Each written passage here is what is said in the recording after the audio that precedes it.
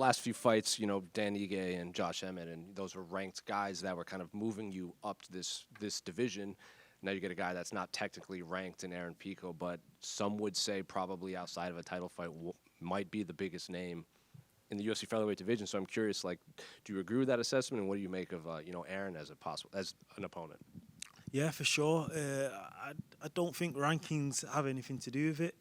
Most of the time, they don't mean anything. So everybody knows his level in the world, and he's got a big name. So for me, he's ranked number 3. That's how, or whatever. That's how I'm looking at it. And it's a solid opponent and a great matchup. Did you watch much of Aaron in Bellator and PFL and everything when he was over there? Because he is that unique.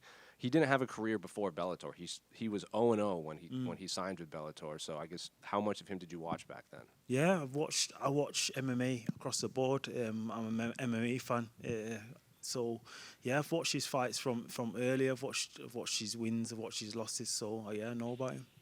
And, you know, when he was in here and he said, you know, he's now officially, he can feel like a UFC fighter, because for so long fans would come up to him and he'd tell them he trains MMA and they think he's in the UFC. They never heard of Bellator. They never heard of PFL.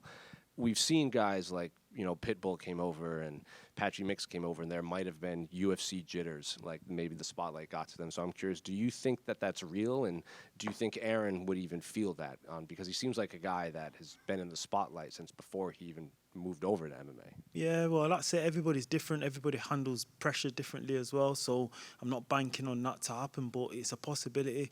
This is the biggest show in the world, and what an arena to make your debut. So yeah, that could play a factor.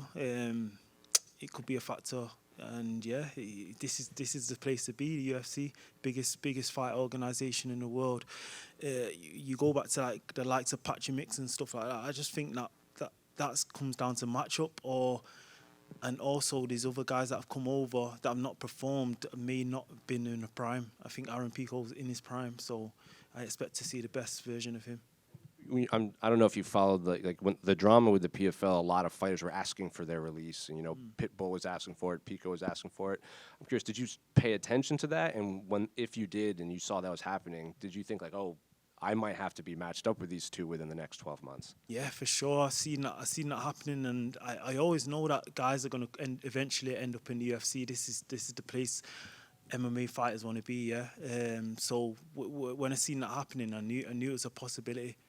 And the cream rises to the top. So I knew from when I seen him fight years ago, I knew that one day he'll be in the UFC as well. And this is, you know, relatively, I guess, short notice, because you didn't, you know, he was supposed to fight in July and now he's fighting in August. Did you know I guess how far back in advance did you know that you might be fighting Aaron Pico on this card? Yeah, 3 weeks ago. 3 weeks ago. So 2 weeks of training. But like I've said in previous interviews, I train all year round. I'm a true professional. So for me, it's not getting off the couch or I'm not coming back from injury or whatever. I've been training, so I'm ready to go. And there are some fighters that have that mindset, that like the short notice, because they don't have to think about Aaron Pico for 9, 11 weeks doing interviews, being like, oh, what do you think of Aaron Pico 12 weeks before the fight? So do you prefer these kind of short notice ones? I think it's got pros and cons. Short notice, obviously. I believe I'm a technician, so the longer I can study somebody and work on certain things, the better. But in terms of your body and health, like your body health, a 12-week camp's a long time, and he's been training for a 5-round fight, so I'm sure he's carrying bumps and bruises. I don't know, but yeah, mentally, I don't want to be waking up thinking about this same guy for 12 weeks. So that's a blessing. I feel good physically and mentally. So yeah, we're all good.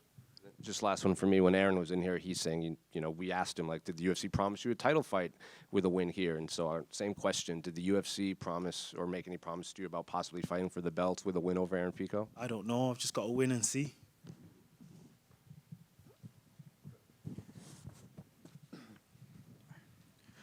When you got the call for the Aaron Pico fight, what made you accept it? And since you are ranked in the division number 6 and he's not ranked at all, what does this do for your career moving forward if you do win? Yeah, for me, it's a big card and a big spot. on a big card, pay-per-view card, co-main event. Like, how can I turn that fight down? And obviously, he's got a big name. It's not like it's a nobody coming into the UFC and they're asking me to fight him. This is a big name that I'm fighting. And beating Aaron Pico is going to put me into that number 1 contender spot. He was supposed to fight Movsar, like you know, and Movsar got hurt or sick or whatever happened. But so I'm the replacement now. So this is the number 1 contender fight. Aaron's been finished in 3 of his last 4 fights. Not 3 of the last 4 fights, but 3 of his last 4 losses, sorry. And one of them was by injury. Are you looking for a finish in this fight, or are you just looking to win by any means? I would always love to finish a fight, always, but however I win, it doesn't matter to me. I just want to come out with a win and put on an exciting fight, and that's my goal. Lerone, sorry. You win this fight, you'll be in a very small group of fighters who have never lost in their first 10 UFC fights. That includes Khabib Nurmagomedov, Anderson Silva, some of the all-time greats. I guess, what would that mean to you to get into that special echelon of fighters who went 10 fights to start their career without a loss? Yeah, it sounds cool. It sounds cool on your resume, but my ultimate goal is to get to the title. So whatever happens to get there, it happens. I just need to reach my goal, and that's it. Yeah. Do you feel like you're not getting your respect for what you've done coming into this fight? Like, we see Alexander Volkanovski is kind of picking, some shots at Pico and stuff, saying he'd mop the floor with him. Doesn't really seem to be talking too much about you. What do you make of that? It don't really bother me, to be honest. I think from what I've seen, they've had a back and forth. Well, Pico's come out and said some things about you beat Alex Volkanovski, and he's just responding. So to me, that's all noise to me. I've got to focus on the fight on Saturday night. Yeah, Lerone. I'd asked Aaron this question as well. What is your opinion? I know you said you got to focus on the fight and you don't pay too much attention in the background, but like, obviously the fans are loud, they're in the building, and like you kind of embraced it in the Josh Emmett fight in the Apex. You said, come on, like, bring it on, boo me, right?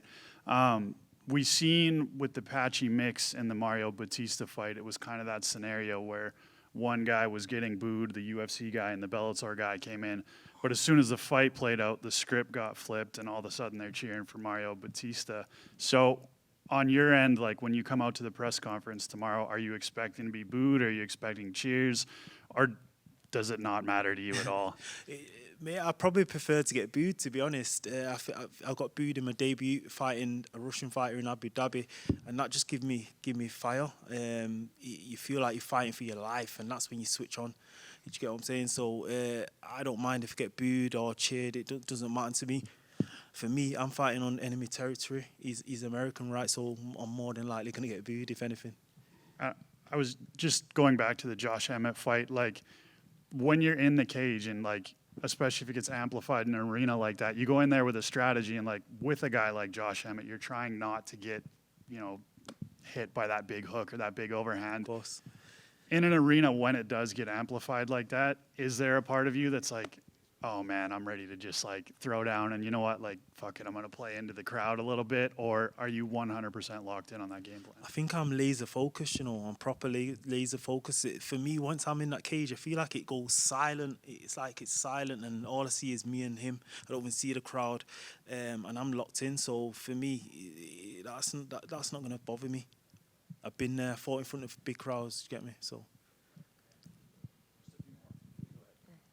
Just over here, obviously, I know you got the co-main event, your fight to think about. Yes. But I just want your thoughts on the actual main event. Who you got in that one? Oh, it's a massive fight, great fight, and part of me, not even wishes, but part of me wants to be a fan in attendance to watch that fight. It's a great fight, but I don't know. It's very 50-50. Hamzat seems like an anomaly to me, the way he's dominated everybody. I seen a stat before that nobody's lasted over a minute without getting taken down from him. So we'll see what happens in that fight. I just want to see a good fight. Just a couple from me over here. Yeah. Were there any other fights in the works for you before you took this opportunity against Pico? No, I've been asking for a fight.